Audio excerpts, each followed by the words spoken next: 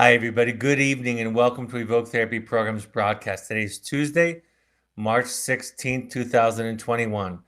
For those of you who are following along, we're doing a copy, kind of a book club of The Journey of the Heroic Parent, my first book. So, what we do is we go over a chapter. I'll take some questions if there's time at the end of this broadcast, but then we have an in between session where I take live question and answers on any topic, including the chapters that I'm working on. So tonight's chapter is about communication skills, but what I want to say first, and what you're going to hear from this book, from me, from Evoke, is something different than you're going to hear in other programs and other programs where you're supporting a child or a family member who's struggling. The most important thing that I'll say during this is that we do have a communication models and some skills to talk about, to teach you, to work with you. Every program, virtually every program, regardless of the presenting issue, will teach family members, spouses, parents, in this case often, communication skills and training. However, what we want to talk about more than that is what's underneath that. There's so much more than the skill involved in tonight's broadcast and tonight's chapter 4, a model for understanding your child. We're going to talk about how much more impactful those intentions, those feelings, those beliefs, and those efforts are to establishing a connection with your child, to understand your child. We'll cover the skill set, but we're going to go underneath it. Some years ago, I was teaching a workshop, and one professional, after I made some probably hyperbolic statement about that skills aren't the thing, that we don't really focus on or emphasize skills, a professional psychologist in the back row raised her hand and said to me, but it's important that we teach family these skills, these tools. This is what families are asking for. But the fact of the matter is, so many skills can be weaponized. What I've said all along is that a hammer is an effective tool, but a hammer can be used to destroy, to hurt another person, or also it can be used for the reason that it was designed to hammer nails, to hammer things, and to pull things out. So we'll talk about the skill set, but I want to get to the underneath, because I think that's really where the gold lies. I think most of the parents, most of the people who listen to these broadcasts want to go beyond the basic skills, want to understand. Chapter 4, Foundations for Connection. Communication skills help us connect to our children and ourselves. As we become more clear about the relationship between the events in our lives, our thoughts, and our feelings, we will be better able to see our children and provide them with a safe context in which to work through their difficulties. So the foundation, and it may be what the communication skill that we're going to talk about tonight does best, is increase our awareness. I cannot overstate that. It doesn't matter if you had a relatively eventless childhood in terms of trauma.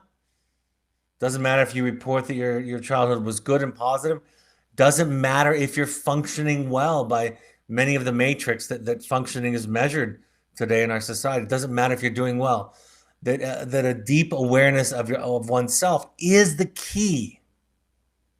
It is the key that opens up the universe and opens up our insight and understanding of other people. So this skill tonight, what we're going to talk about is that foundation of self, and then how that leads to connection. I'll refer to intimacy several times this evening. I think a lot of times we think of intimacy, maybe the first thought that comes to our mind is sexual or partnerships, marriage. But of course, intimacy is any two people experiencing closeness within the context of that relationship. So I say this to begin the chapter. Thus, more important than the skills themselves are how we hold the child in our minds. This might be the most ambitious thing I say in the book. Or to put it another way, what we think about the other person is more important than what we say to them. Once we regard the other with love and without judgment, our skills, particularly our communication skills, can provide clarity and connection. When we nest our communication skills in love, positive regard, and authenticity, our ability to communicate honestly and clearly will follow. A very simple way to understand the impact of how we hold the child in our mind is this: how we think, and I'll even add and feel. How we think and feel about our children is how they will think about themselves. The answer that I gave to the woman psychologist that raised her hand was unconscious speaks to unconscious. We can sense disdain and judgment. We can sense love and affection and warmth in other people. Sometimes the words give it away, but at some level we can sense it. Even if it is not conscious in our minds, we can sense it. And this leads me to maybe again, a fairly bold, overarching idea, which is this: fear and anxiety in the parent expressed or leaking out onto the child is a toxic contribution. Fear and anxiety is the problem that we have to sort out. I am not saying, and I'm often misunderstood when I say this, that you shouldn't feel scared or anxious. That's not at all the truth. You have very good reasons to feel anxious and scared, partly from your own background, your own experience, but also your children are doing a good job at provoking that kind of emotional response in you. However, it's your responsibility to take care of that fear and anxiety. And if, I'm going to say this in such a basic way, if we think that it is our child or our children's responsibility to make us not anxious, we will do great damage. They will internalize that as something is fundamentally wrong with them. They are too much or not enough. Something is wrong with them. So we use this awareness. We use the skills that I'm going to talk about a little bit tonight. We use our support groups, our therapists, our partners, ideally our co-parents, trusted friends and mentors and sponsors. We use those folks in our lives to sort this out. I've had clients tell me, I don't like to go to Al-Anon because everybody's just complaining and whining there. And my thought is, yes, that's perfect. That's exactly what you're supposed to do there. I remember when I was younger, I used to hear therapists say that they didn't like to listen to parents complain and whine about their children all the time. And I said to them, that's your job. Literally. Your job is to listen to people express pain and worry and distress to you, and to hold that with compassion and non-judgment, to provide a co-regulation. It's as if you're metabolizing their pain and their distress, and you're feeding back to them the sense that they are okay, that nothing's wrong with them. And as they allow that to kind of seep into them, they then can go out into the world and make decisions that aren't based on the fight or flight instinct. So again, even at the outset of this broadcast this evening, I'm not talking about communication skills. That's not the thing. Communication skills are just the road that we travel. You know, I've said it this way: if a therapist could say to a client, I would like you to feel right now, or I invite you to feel right now, that possibly could be almost enough.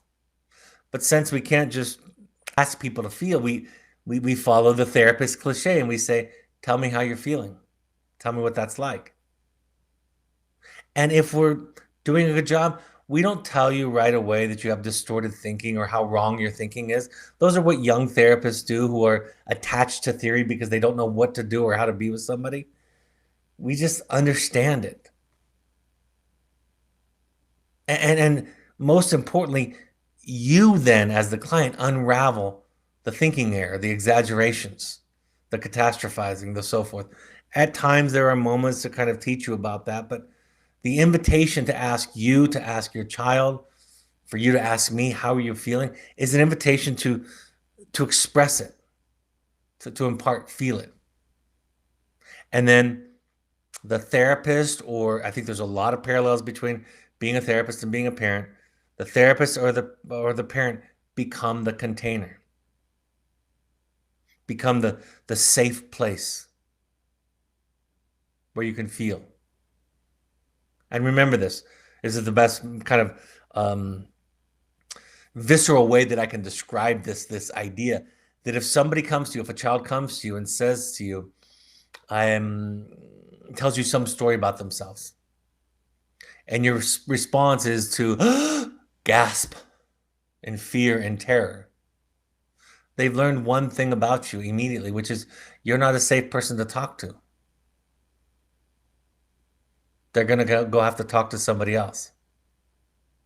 And so while I talk to parents and non-parents, people constantly about this idea of children or partners expressing anger or hurt or frustration with them. And they're saying, maybe the way they're saying it, they're not using the tools or the skills, or it's misguided, or they seem to be forgetting the love, the kindnesses that I've displayed toward them. What I'm trying to teach them is, who else would you rather have them say that to? Ideally you. And you don't have to have an unending source of energy. My wife and I have talked about this just this week, that we can be there for each other to some extent, but we both employ a therapist. She's a therapist also, but we both employ a therapist so that once and sometimes even twice a week, we can go there and express our frustration, our anger, our hurt, our confusion, our distress. How we think about our children, what we think and feel about our children will eventually become their inner voice. And so you can't fake it. And in a way, whitewashing skills on top of unresolved issues, unexplored issues, is kind of a way of faking it. I talk about this constantly. The skills can change you over time. Tools can change people over time. But ultimately, we have to do the deeper work to build the foundation on which healthy communication skills can rest.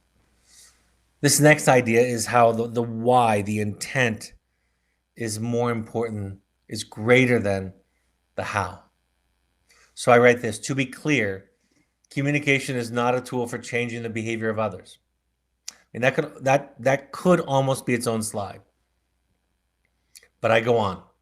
Again, the goal is not to change the other to make ourselves feel better.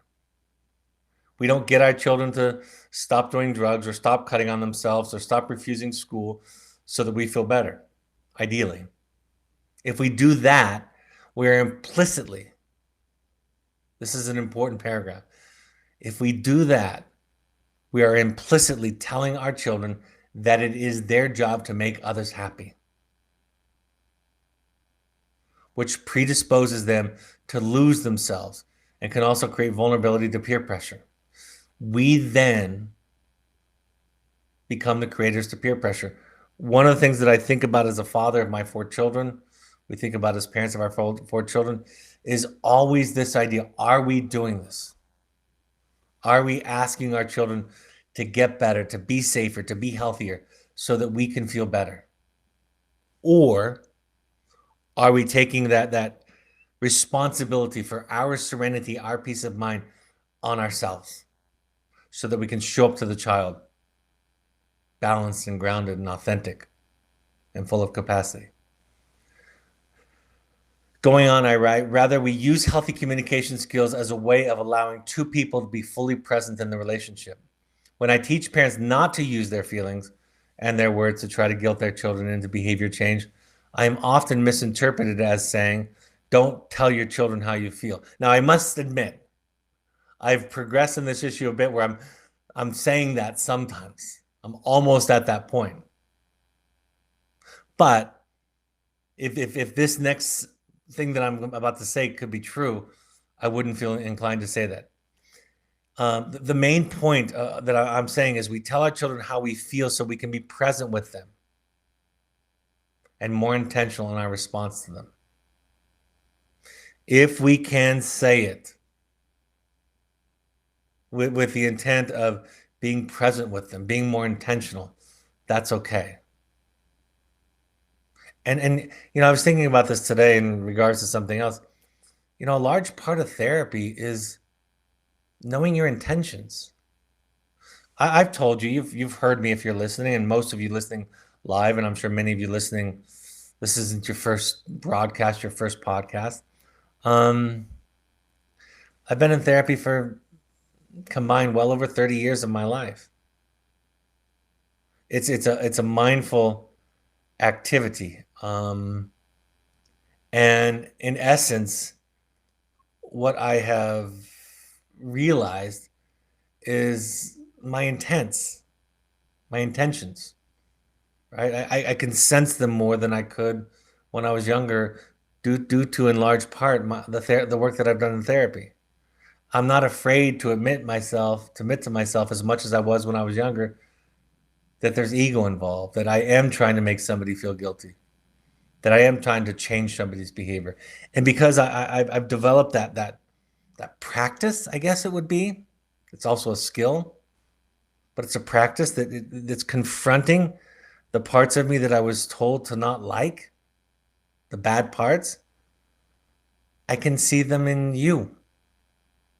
I can see them in the child, right? I can help you to explore your intents so that you become what psychologists will refer to often is somebody with response flexibility. Somebody that's not just responding to big or small traumas, big or little T's. Not responding from the lower primitive parts of the brain that manage emotions and fears and threats. That you're operating from that top and front part of your brain where you're intentional because you're sorting things out. The penultimate outcome of improved communication with your child might be this next concept. I write, when we use healthy communication skills built upon a foundation of deeper principles and understanding, we create a safe place for our children and beckon them out of self-medicating symptoms and into genuine feeling. Communication skills become the tools for unpacking the pain beneath the symptoms. The point of my broadcast is to not defend my position or theory. I don't think that for the most part, I don't think there's a good counter to a lot of the principles that I'm talking about tonight. I think this is almost kind of a lost common sense, if you will, if I can use those two words in juxtaposition to each other. That's what listening can do for people. And again, I'll refer back to make it much less sophisticated than it doesn't need to be. I mean, look at Mr. Rogers. Fred Rogers, his show. That's all he did is he just had children talk about their feelings, and he never tried to talk them out of it. He just tried to join them in it, to empathize with them, to understand it. He knew, somehow he knew, I don't know how he knew, somehow he knew that humans need to feel what they're feeling, and they need a safe place to do it. And he was going to provide that live in person to his live audience, and of course over the airwaves. And then if you look at the movies that came out a couple of years ago, you can relive that process, what he provided for children. It's a beautiful but simple example of what we're talking about. Again, going back to the idea of the foundation is your sense of self. The foundation is you. The foundation is your awareness. You knowing your fears, the darkness inside of you, the motives you don't want to admit to, the trauma, the roles in your childhood, the messages from your childhood that you've had the courage to now look at critically because you've grown up enough to know that you can look at your parents critically and it doesn't compromise the love and gratitude you have for them. You've learned in this process, and you're learning this for your children too. They can be mad at you and talk in depth about how you've hurt them. But because you've done this foundational work, you can listen without requiring them to tiptoe around your defenses. Self-awareness is the foundation for intimacy. I write, the most powerful source in us is access to our increasing self-knowledge. The capacity to listen itself is rooted in a strong sense of self. When you know yourself, what anybody has to say to you doesn't matter. You're not looking to other people to reflect back your okayness, especially our children. Part of mental health and healing and evolution is seeing that others' reactions to you tells you more about them than it does about you. And I'm not talking about some cold, aloof, although you might be accused of that. I'm not talking about some cold, aloof, mechanical, academic response. I'm talking about a warm, compassionate, patient response. And so the feeling statement that we're going to get to tonight, it's as much of a tool for introspection as it is for intimacy.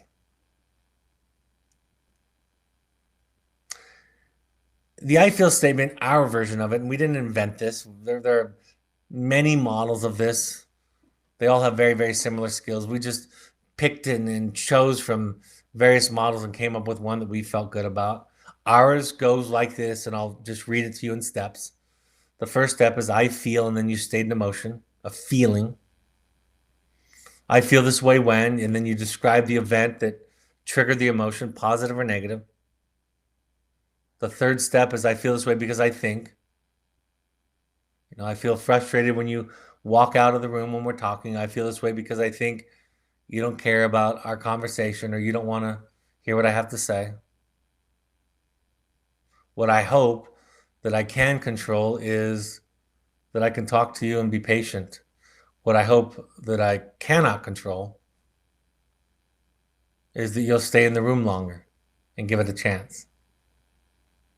We debated, I've told this story before, we debated whether or not the hope outside of our control would be included in this. And one of the early arguments was that we didn't want to give children a tool to manipulate their parents. And my argument, and I won it, was stating what you want from somebody that you can't control doesn't create more of a manipulative pattern. It's less manipulative. It's the stated hope outside of your control is less manipulative than the unstated hope, period.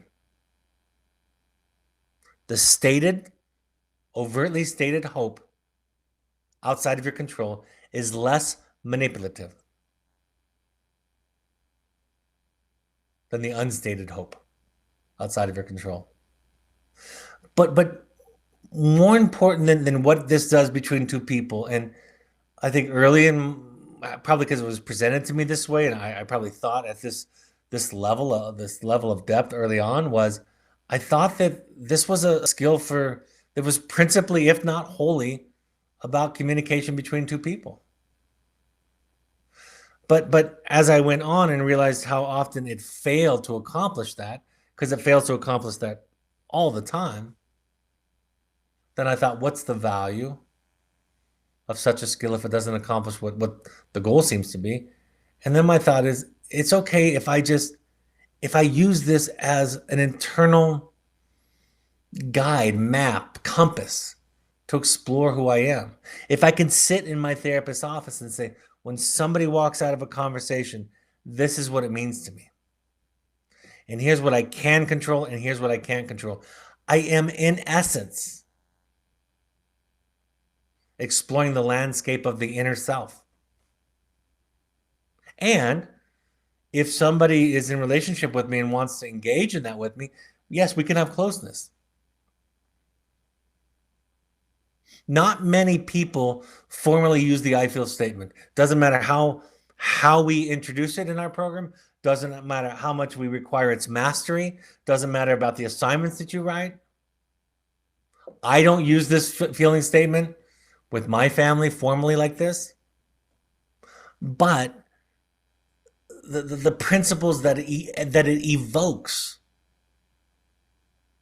are a constant part of my life. What can or can't I control? I remember teaching my first parent meetings when we opened our wilderness program in the late 90s. I remember saying to people, um, asking them to come up with a scenario where they could share this with their child. And I can't tell you how often, way over half of the time, when it got to the parent expressing hope outside of their control, excuse me, within their control, when it got to the point of a parent expressing something within their control, they just blanked. They just blanked. I feel sad when I know that you're experimenting with drugs. I feel this way because I think it can hurt your brain and development and it's getting out of control. What I hope is that you'll wait until you're old enough or maybe abstain forever, whatever it is. And then they would get to what is within my control and they'd say, I don't know what's in my control. And I thought it wasn't one time. I taught this 300 times, 300 3-hour meetings over the course of years. And consistently, a large portion of the parents that I was teaching could not identify something within their control. That's significant. It tells you how little our focus is as people, as humans, on what we can control. And it was these are bright people. And oftentimes they would confuse the two. They would say to control using the words what's within my control. For example, what I hope that's within my control is that you'll understand that I want what's best for you. That's not within your control. That's absolutely outside of your control. I wrote about that in the new book when I said you cannot control whether or not somebody feels loved, but you can love. Loving is inside of your control. How they receive it is not. So you see, this is what psychologists would call a skill that helps you develop intrapsychic differentiation. Understanding the parts of your thought and your feeling and your perception process and how they relate to each other.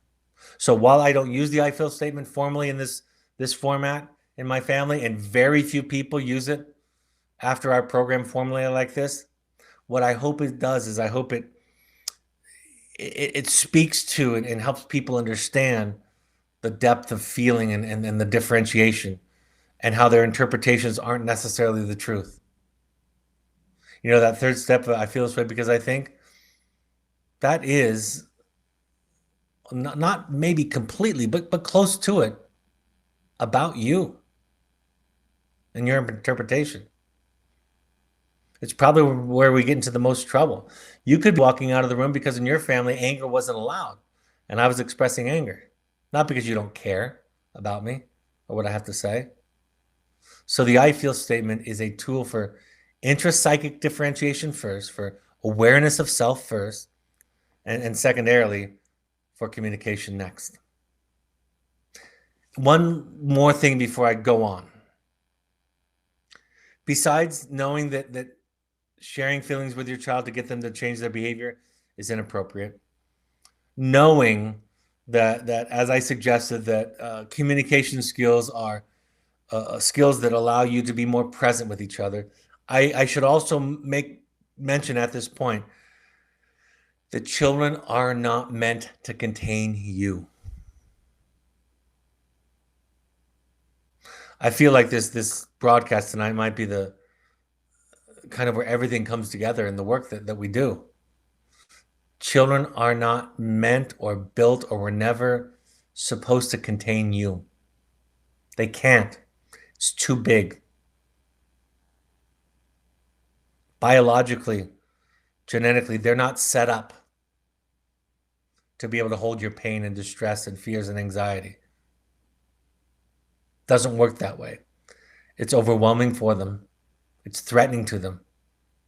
It causes a great deal of distress on top of whatever mental health issues that they're dealing with. It creates in them a dynamic that they'll carry into all their relationships. Like I suggested earlier, that they're responsible for what other people feel and think about them.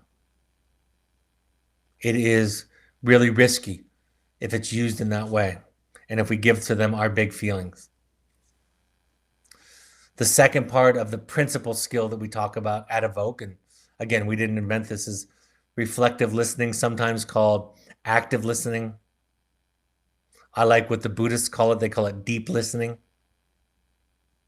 You simply parrot it back, summarize it back in your own words, without interpretation. You respond with, so you feel sad when I walk out of the room when we're talking. You feel this way when you feel this way because you think that I don't care about what you have to say, and what you hope for yourself is that you'll be patient with me and be persistent. What you hope for me, what's outside of your control, is that I won't give up and that I'll keep trying to talk and to listen, that I'll be patient and give it another chance. And then you ask, is that correct? Did I get it right? And then they can correct you. And you repeat that process until the person who's given the I feel statement or shared the feeling says, I hear it. You heard it. You heard it correctly. You got it right. Just listening. You know, I love the phrase that I read somewhere one time that said the opposite of listening is waiting. I think you know what that means, right? We wait to respond. And in essence, we lose a connection. And when somebody that you love and care about is sharing lots of feelings, especially when they're about you, you'll begin to register rebuttals. And you'll develop a hierarchy of rebuttals. The thing that is the most egregious thing that they stated will be the first thing on your list. But if you could just reflective listen, you model that you're not to blame. That's the thing. You know, many of you complain that your children blame you for things. Stop acting like they're right. Somebody asked me a question recently that I didn't feel was even valid to respond to. It wasn't a family member, but it was an acquaintance. And my response is, it's none of your business. If I were to answer and try to reason with you, I would validate. If you asked about my sexual orientation and I didn't want to share it with you, I wouldn't answer it. Even if I thought being, a cisgender, right? A straight cisgender person, even if I thought that would exonerate me in your eyes, I'm not going to give you that answer because I'm not playing that game with you. So listening implies something, just listening. And I'm going to talk about this a little bit later, but I'll insert it here because it's really important. My wife says to me, we've had to learn this. She'll share a lot of feelings with me and she'll say, what's your reaction? And we've learned, and it's taken a long time, that I'll say, I'm not going to give one right now. That's not what this is about. I'm usually triggered, small or sometimes big triggers. And so to then reflect those back to you, or to say those back to you, we're in an argument. My daughter asked me the other night, I set a boundary with my 13-year-old, and she said, why? And I just said, just not going to discuss it. Not because I'm being autocratic, authoritarian, but because I know where it goes. This is not a debate thing. By the way, I'd already said in my initial setting of the boundary the purpose for it. But she's become accustomed to a really high level of debate with her parents. I love this story. I wrote about this in the book, and I write, in the movie Bowling for Columbine, Michael Moore explores the heartbreaking story of the Columbine tragedy. Apparently, the shooters were fans of Marilyn Manson, the infamous shock rocker. Manson was blamed, among others, for his negative influence as a role model and his lyrics. In an interview, Moore asked Manson what he might have said to the two young men if he could have talked to them before that fateful morning. Manson replied, I wouldn't have said anything. I would have listened. I was doing some research about shooters, mass shooters, not too long ago, working with some folks on some writing with this, and I read the story written by one of the Columbine shooters. One of the mothers wrote a story. It's a heartbreaking story that anybody would have compassion for.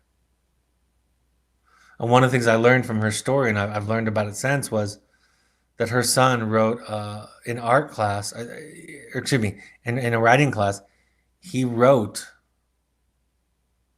a supposed fictitious story about, in essence, what the two boys were going to do. And the parents got called into the school. The boy was reprimanded. The parents reprimanded him. Everybody told him that those kinds of things were wrong. And the mother gave this response as evidence that they had done all that they could to teach their son right from wrong, and that violence and murder and hurting people wasn't okay. Again, not a crazy thought. I think most people would think that's an appropriate response. But there's something deeper that Manson understood. What if I say, I don't know, and I don't mean to imply that it would have stopped it, but what if somebody had asked him about it more? We learned later that he was conflicted, the son of the mother who's writing the book. We learned that he was kind of under the influence of the other, and he might have talked about his being bullied, his anger, his rage, his fantasies of violence. It possibly could have led to something. So you see, you want to give your kids lectures, you want to tell them right from wrong, you want to preach to them. I know that seems, because that's the way people have done it for thousands of years. We've learned something in psychology, that it's generally better to ask questions and to listen. We've learned that children know right from wrong, but their pain and their distress eclipses that awareness, that knowledge. And so listening, when parents say to me, I want my child to get to a place where I can share with them my wisdom, I say to them, that's okay, but it's not the gold. It's not. The gold is in them telling you what's going on for them. If your child exaggerates when telling you a story related to his feelings, let him. You'd be surprised how often children eventually tone down their initial stories once they feel as if they've been heard and their feelings are validated. Listen to them tell you about events in their lives like they're telling you about their dreams. You know, Sigmund Freud taught us that, and many psychologists believe this, that dreams are the royal road to the unconscious. They're the most honest thing that we have access to. It's just that the truths are cloaked in symbolism that we have because we're not raised spiritually, taught spiritually, we haven't been taught to decipher them. So the dreams are telling the truth. That bus that is flying with chicken wings in your dream means something real. We just don't have the sensibility to decipher it. But this book, The Journey of the Heroic Parent, The Journey Inward, this work that you're being invited to do because your child's mental health or addiction issue has brought you to this point, what it's asking of you, what the universe is asking of you, is to develop bigger ears to listen, wider eyes to see. That's the journey of the heroic parent. It's the journey inward to look at those parts of us that scare us, to understand and make peace with ourselves, all of our traumas, to confront critically our parents, our upbringing, our culture, the dominant messages in our culture, to unlearn so many things so that we can hear and see better. And so the practice, that discipline can help develop that. We learn to hear what children are not saying. Like I say in the behavioral chapter, we learn to hear what their behavior is telling us, but they're not able to tell us. I talk about beyond the basics of communication. I talk about this in an expanded version of this in the new book. I talk about meta communication traps. You know, when you're watching a parent and a child or two family members talk, and one of them has an interpretation that for the life of you, you don't track and follow, what they're speaking to is the meta communication, the words, the meaning beneath the words. It's embedded in their relationships and in their patterns of interacting. And so meta communication is that idea about what's really being said beyond the words, and asking yourself the intent when you do that part of the I feel statement that is what I hope for myself, what I hope for you, or what I hope that's inside of my control and what's outside of my control more generally. If you're honest, you start to become aware of your intent. Sometimes my wife will give me 2 or 3 feeling statements in a row.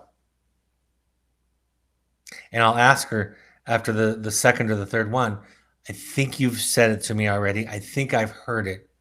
What do you want from me?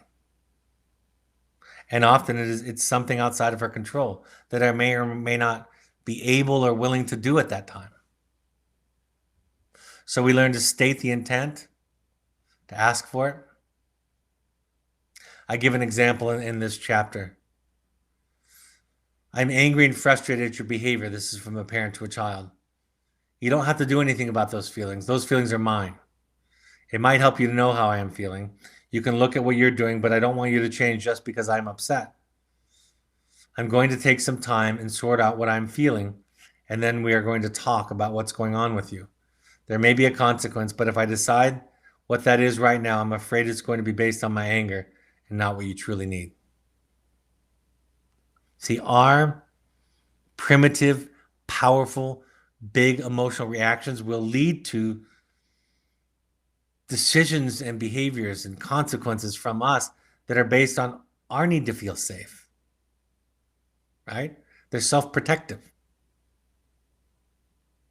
They're originating, they're getting their energy from that part of the brain that is the fight or flight part of our brain. But those are there to protect us and make us feel safe. So we feel, we take a time away, we consult, we let our nervous system down-regulate or calm down. And then we come back with a better head on our shoulders and greater clarity and an ability to respond to the child and their needs instead of our need to feel safe. Again, not for behavior change. It's the number one sin, if you will, in communication field, is telling people. A lot of parents misunderstand and think that telling a child how you feel is kind of the enlightened parenting technique. And what I say is, it depends on why you're doing it. If you're doing it to saddle your child with the responsibility for your serenity, it's absolutely not a valuable skill. It's at odds with the goal of mental health repair for both of you, for growth for both of you. But if you're doing it to own it, to be aware, to be present, can be wonderful. Dueling I feel statements, that's something that happens. I think you don't have to announce it, but I think developing a you take a turn, I take a turn kind of thing.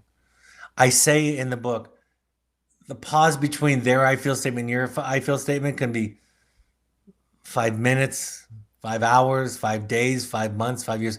I don't know what the time is, but there has to be a pause that establishes that what has been said in and of itself is important, deserves respect and attention.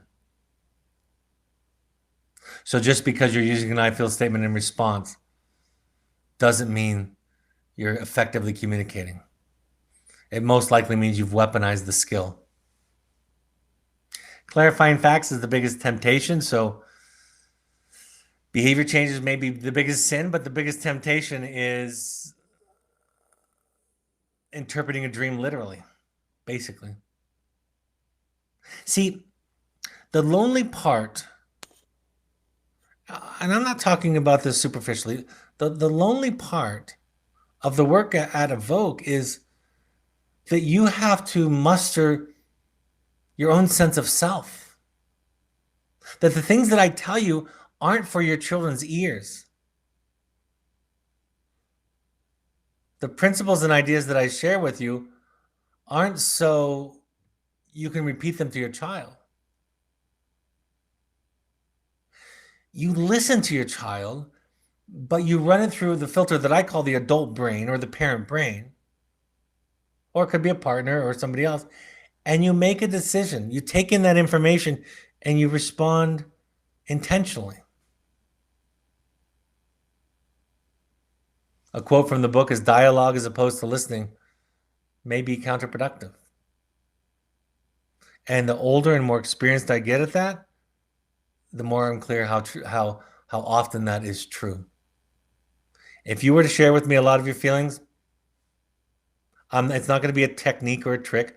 I'm not going to tell you how I was triggered because I'm containing you. And I hope the same for you if I share my feelings with you. I don't want to make the mistake that a lot of people make, which is down here, a couple of bullet points down, which is asking for a response from you. That's not a wise decision. I know we have a sense of unfinishedness, right? Of emptiness, of insecurity by not hearing all the secret thoughts and feelings and reaction the other person has. And besides that, it's a great launching point for a debate about who's right and who's wrong. But it's not wise. Examples can be pitfalls also. You can get lost in the examples. My daughter said to me one time, she asked for an example. I set a boundary, the same youngest child of mine. And she said, can you explain to me why? And she was very calm. And I said, I'm reluctant to explain my thoughts on the matter, but I'll tell you why I reacted that way. And I told her. And then she started to mount her defense, her rebuttal. And I said, we're not going to talk about it now because if that's what this was for, I'm not interested in that discussion. You get to feel what you're feeling, and I get to feel what I'm feeling. And examples, the funny thing about it is examples, they're analogies. Think of them as metaphors or parables or analogies or allegories. They're just, in that moment, this example that I give, that's how I felt. But the temptation, of course, is to pick apart, to dissect the example, and to show how your interpretation was wrong. Just a really nice exit ramp onto gaslighting street. If you have a question, ask it. If you have a statement, make it. Many people make statements that can be and really are questions. And many people ask questions that are leading that really are statements. Even I train therapists to do this. Don't ask leading questions. If you have a thought, an idea, an impression, a feeling, state it and then ask them what they think about it. But don't ask clients for the right answer. Why almost never means why. It seems like it means what it's supposed to mean, but it doesn't. Why did you? Parents will ask me, why did my child do this? And I'm happy to answer the question. I think it's part of my job is to answer the question about why your child did this. But when they say it again and again and again, I will gently often say to them, that's your job, is to figure out why. But if why is just a shaming message that really means that's crazy or you're being ridiculous or stupid or silly or whatever it is, because that's what why often means. My wife says to me, Brad, at the end of your why questions to the kids, you might as well just add the phrase "you idiot," because that's what it sounds like. I'm the king of shaming using why questions, because in my conscious mind, I've asked a question that's a really important question, but I've just really weaponized the shame and the anger that I feel toward them and their behavior. Empathy is the apex goal. Listening. You know what I've learned? The more work you do, the more you see the similarities between yourself and others. Children manifest this in the program all the time. The ones that are getting something out of it several weeks into the program will often turn to the child next to them. And they'll say, I didn't steal drugs from my grandmother, or I never cut on myself, or I wasn't aggressive in my family, but I have a drug too. I self-medicate also. I lied instead of used anger to distract. Right? The more work you do, the more the same everybody looks. The less work you do, you get lost on the details. Having an autistic child seems so far different than having a child addicted to drugs. Having a child with a mood disorder seems much different from somebody who's drinking too much. But the deeper the work, the more you realize it's just all about the same. And empathy becomes that kind of highest level part of this process. Primary and secondary emotions refer to primary emotions are hurt, sadness, fear, things like that. Secondary emotions are anger, frustration, feelings in the anger family, if you will. They often mask or protect people who feel vulnerable. I've heard the phrase to talk about primary versus secondary emotions is anger is sadness's bodyguard, or shame's bodyguard, or hurt's bodyguard, or fear's bodyguard, right? But for some people, it's okay to walk through the door of anger. I don't get caught up on that. I don't make people around me share their primary emotions. But I hear them. I hear them, even when they're unspoken. I love the idea of the grocery store lecture too. If you want to teach something, I remember doing this with my son. We were in the grocery store. I said something and then I asked him to go get the milk.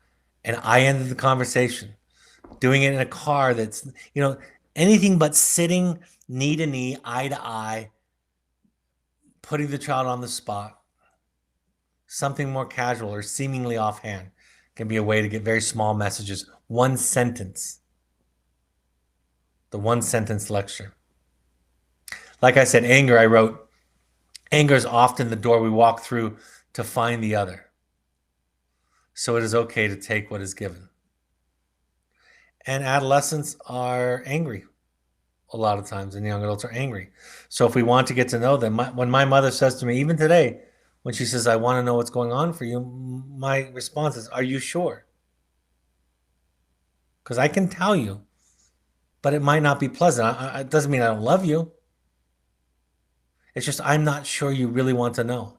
Intimacy is not warm and fuzzy and pink and rosy and chocolates. And, intimacy is terrifying and painful and asks us to confront things about ourselves, asks us to tolerate our own existential angst. Intimacy is hard. I want my children, I want them to tell me how I've hurt them and why they're angry. I can't do it all the time.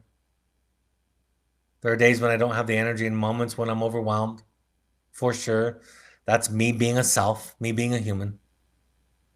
But in the overarching journey of our lives, I want them to tell me, and I want to be able to listen to it because that might be the best way to find them, the best way to connect. The first thing that we can do to encourage our children to talk more and to open up is to shut our own mouths. I talk about this story in the book about when my oldest, who is now 28, was 13. We sent him to the wilderness program, our wilderness program. And I came out. I was a wilderness therapist at that time. I had been for 11 years. And so I was a parent, and I went out there, and the staff had us do an exercise where he was going to teach me. He worked very, very hard on developing his bow drill fire proficiency. And so they blindfolded me, and he was going to teach me how to make a bow drill fire. Now, I'd been doing it for 11 years. I was quite good at it. Like, that's the point, right? So Jake started telling me, and I just took over the pieces and started spinning the bow, spinning the spindle. I didn't end up getting a fire, which was perfect as a part of what happened. And afterwards, after we took off the blindfold and the exercise was over, the staff asked Jake what it was like for me, and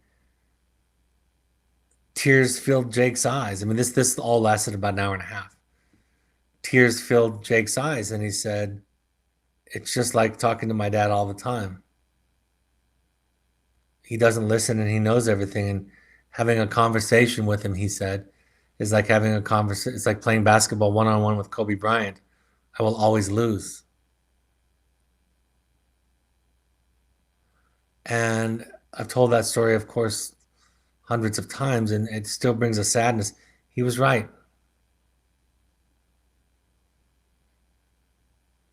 I've been insecure enough to make my children feel small. What are the take home? Intent is more important than skills. This is a good practice to develop compassion, if not compassion, at least curiosity. My colleague Cody Schuler, she used to say all the time, I tell parents to practice curiosity.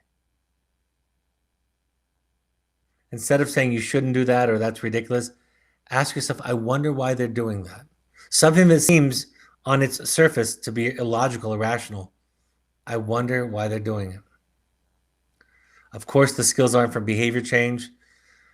One thing I will say to all of you about this next bullet point, learn to listen.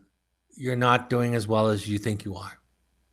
Nobody here is as good as they think they are, and that includes me. You can always get better at listening.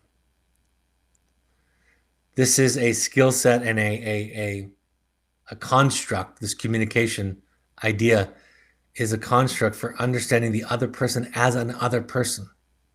That's what I mean when I say loving other as other.